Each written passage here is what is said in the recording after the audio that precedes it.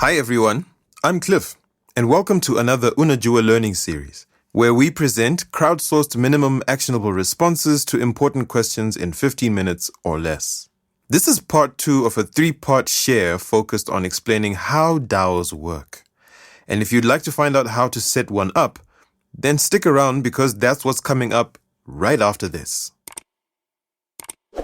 Thank you to the Celo Community Fund for supporting African Tech Roundup's ongoing season of blockchain-themed learning content. Now, in case you missed it, Kenyan Wall Street published an op-ed by Michael Kimani, curated as part of this season, entitled How African Digital Currency Innovation Found Roots in a Village. It's a great story of how Kenyan village digital currency has become a hallmark of African digital finance innovation. Find a link to the article in the show notes wherever you're listening. And if you'd like to learn more about Celo's mission to build a financial system that creates the conditions for prosperity for everyone, visit www.celo.org. On this episode, Nigerian creator, scientist, and knowledge worker Justin Irabor returns to the show to offer pointers on how to set up a DAO. And the actionable insight starts right now.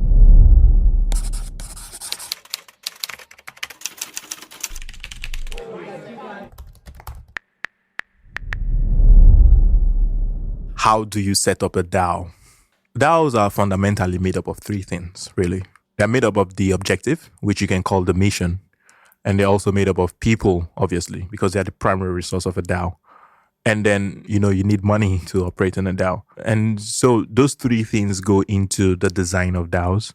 When you are thinking about the mission kind of constrains and narrows down the focus of the DAO and also filters the kind of people who can participate in the DAO. And when you get the people in, you have to be able to ensure that the people are, 1, motivated in the right direction, they are incentivized as well in the right direction, and that unsavory behavior is either snuffed or is at least discouraged within the context of the DAO. But here's the problem.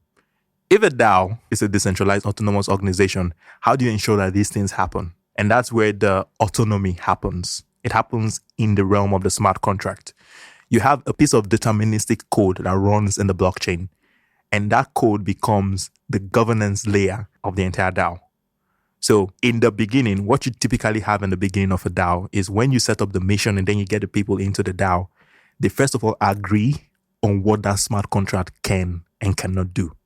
So usually the very first people in the DAO set up the structure, the culture, and the enforcement layer of the DAO. That smart contract then continues to run and basically executes based on whatever actions that the people in the DAO have decided. People decide on things in the DAO by voting. It's a pure democracy or a representation or form of democracy. The primary thing people get to vote on is where does our money go? And what does that money do? And that would be just the primary thing. The objective, the people, and the money. How these things interact, that sets the backbone of the DAO.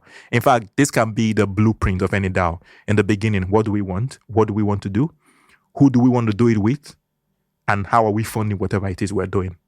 And those things interplay forever and ever.